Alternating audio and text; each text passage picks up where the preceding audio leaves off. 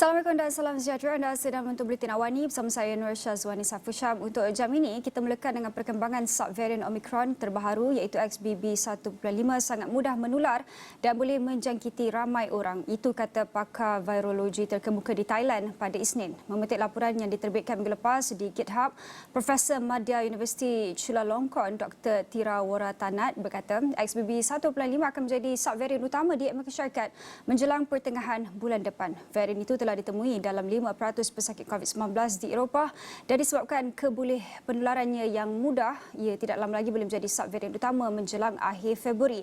Dan kita akan bersama dengan pakar kesihatan awam Dr. Farhan Rusli untuk memperincikan berkenaan dengan varian ini. Selamat tengah hari Dr. Farhan. Selamat hari Syazwani. Ya, Dr. Farhan, pertama sekali pastinya kita nak tahu ciri-ciri sebenar subvarian Omicron XBB 1.5 ini. Adakah ia benar lebih advance dari varian-varian COVID-19 yang sebelum ini? Jadi apa yang kita perlu bagi orang umum faham dahulu ialah perbezaan antara varian dengan subvarian. Bila kita kata varian tu kita ceritakan tentang alpha, omicron, delta dan sebagainya. Bila kita menceritakan tentang subvarian, ia adalah subvarian daripada varian buat masa sekarang ialah omicron. Jadi sebenarnya apa yang penting yang kita kena tahu dekat sini ialah kalau saya boleh beri perumpamaan lah, dia macam macam kereta baru macam kalau kita petiklah Myvi macam Myvi satu generasi Myvi. Tapi kemungkinan Myvi itu dia boleh diubah suai daripada segi color ataupun dia punya spoiler ke kita tambah sini sana, itu kita panggil subvariant, tapi generasi dia adalah sama. Bila kita mengatakan penularan dia boleh merebak dengan lebih laju dan sebagainya, ia adalah kemungkinan dia punya detection rate daripada kita punya keberkesanan vaksinasi itu dia tidak setinggi kerana kita punya vaksin ni kena belajar balik tentang subvariant ni. Tapi secara umumnya dia punya basis dia iaitu kereta itu tadi adalah sama. So kita masih lagi boleh melawannya. Sebab itu bila kita nampak subvariant baru keluar, selalunya penularan dia akan berlaku dengan lebih cepat dan lebih berluasa kerana ia dapat evade kita punya sistem imuniti dan sebagainya.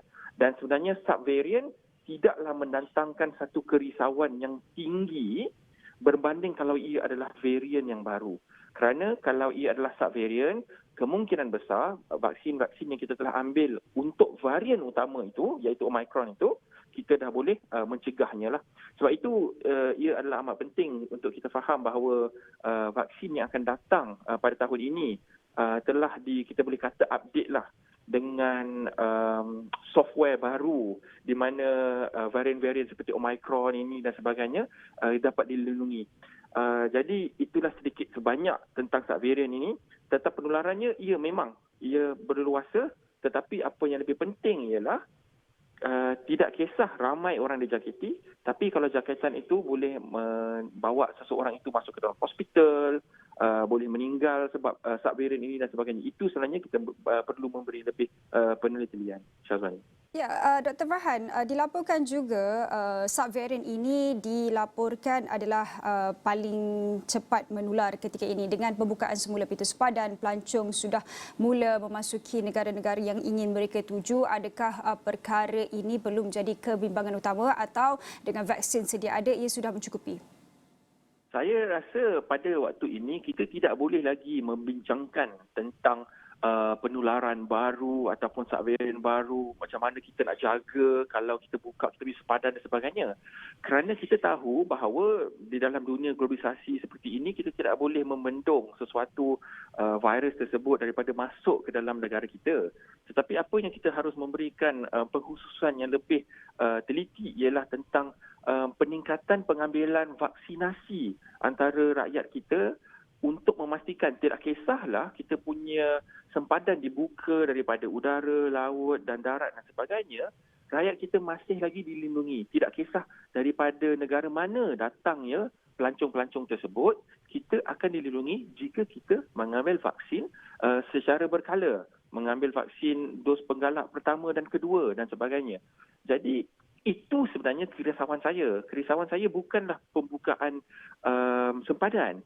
kerisauan saya, kalau sempadan itu tidak buka sekalipun ataupun kalau kita tutup sempadan kita, tetapi penularan itu berlaku di dalam negara kita dan rakyat masih lagi tidak mengambil vaksin, itu menjadi kerisauan dan kebimbangan.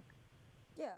Kalau kita bercakap berkenaan dengan pengambilan vaksin ketika ini, Dr. Farhan, berdasarkan data yang dikeluarkan oleh KKM Now menunjukkan dos penggalak kedua baru hanya 2.3%, manakala dos penggalak pertama 49.9%. Dengan penularan subvarian ketika ini, apa agaknya gesaan yang ingin disuarakan oleh Dr. Farhan? Jadi apa yang penting ialah untuk memahami bahawa COVID ini kemungkinan besar akan bersama dengan kita untuk jangka masa yang panjang. Dan subvarian ini akan menjadi lebih prevalent ataupun mereka akan memutasi dengan lebih senang jika kita tidak membendung dengan menghindarkan ia daripada merebak melalui vaksinasi. Jadi lebih ramai orang tidak mengambil vaksinasi, lebih banyaklah subvarian yang akan berlaku ataupun yang lebih merisaukan. Ada varian yang baru.